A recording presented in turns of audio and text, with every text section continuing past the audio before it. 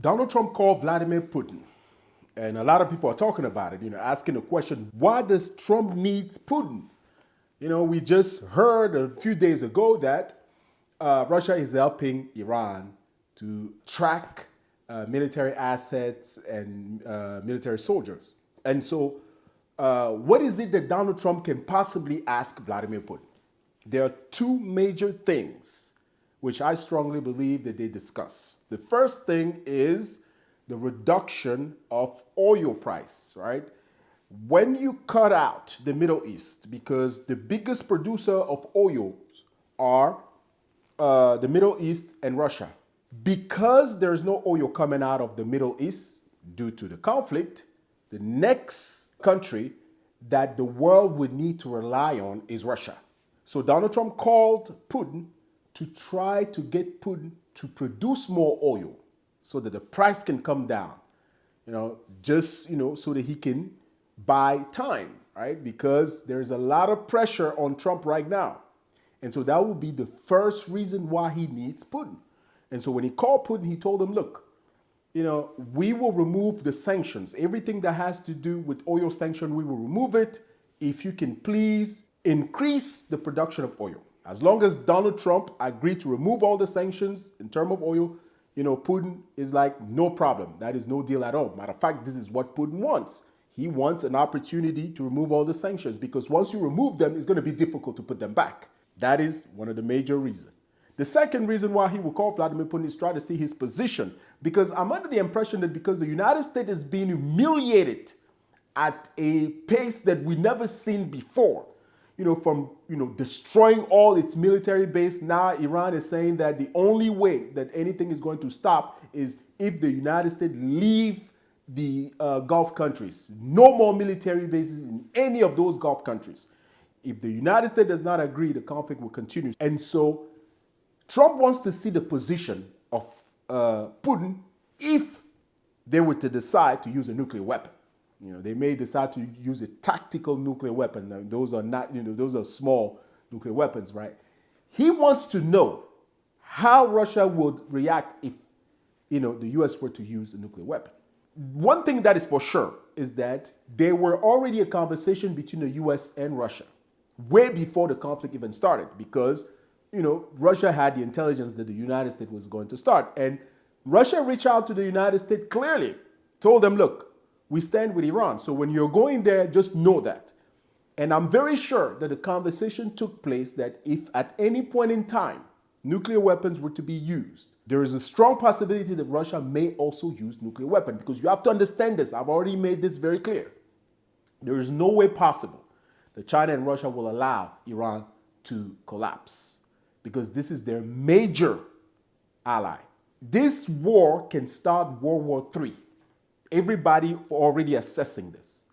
It is only a matter of time before China and Russia join in this war if they see that they are being threatened, because we see the Strait of Hormuz being closed already. But I'm pretty sure, China has already arranged this with Iran. But there are more countries at play here. And the economic disaster that this is causing can bring about World War III.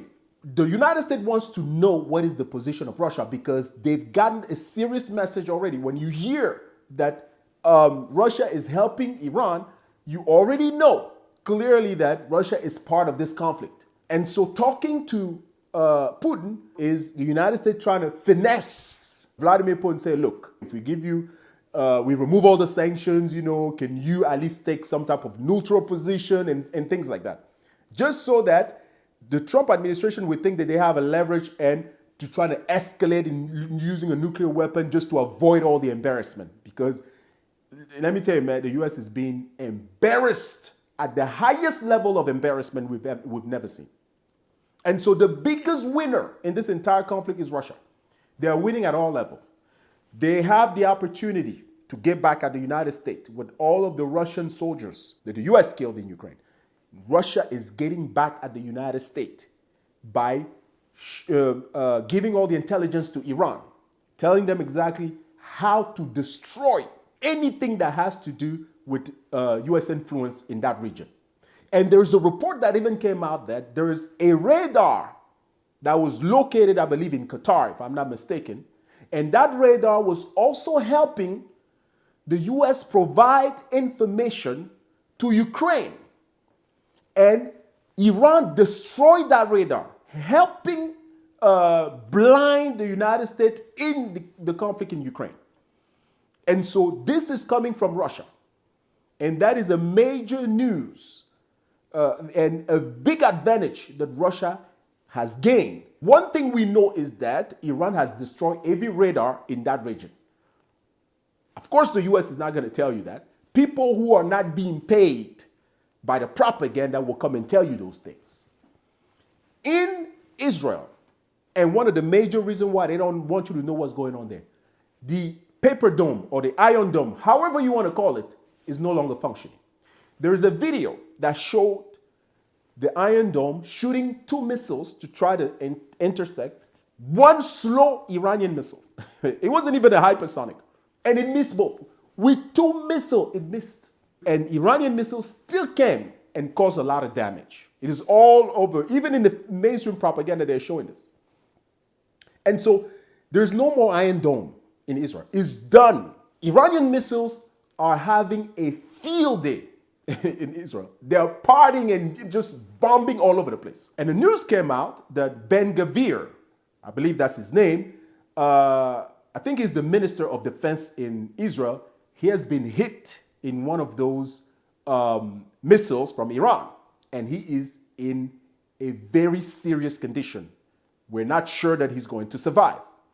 There is another news coming out, and these are credible sources, that the brother of Netanyahu has been deleted in one of those bombings. In fact, Iran hit Netanyahu's house, and his brother was believed to have been inside the house, completely deleted. Some people are even saying that Netanyahu may have been in that house and that he's probably hurt or something. Some are even saying that because they haven't heard from Netanyahu, that they probably even, deleted him. Who knows? The mainstream media already came out lying about it, right? They say Ben-Gvir, right? I hope that's his name, right? They say he was in a car accident. They hit his house. And, they're saying that he was in a car accident and then the car went and hit the house. That is mainstream propaganda for you because it's embarrassing. It is extremely embarrassing. See, these people, they've been trying to show us this entire time that they're gods. And that every single time that something happened to them is a natural death or something that's out of nature. Nobody can ever touch them. We are in the conflict, in a war. Missiles are dropping all over Israel. They're hiding it. They're supposed to be democratic, but they're hiding it. And you hear that this guy was hit by a missile or something happened to him. They come out and say, oh, he was in a car accident and the car went and hit the house. They are desperate. See, they didn't see things coming. They did not think that one day their world will collapse.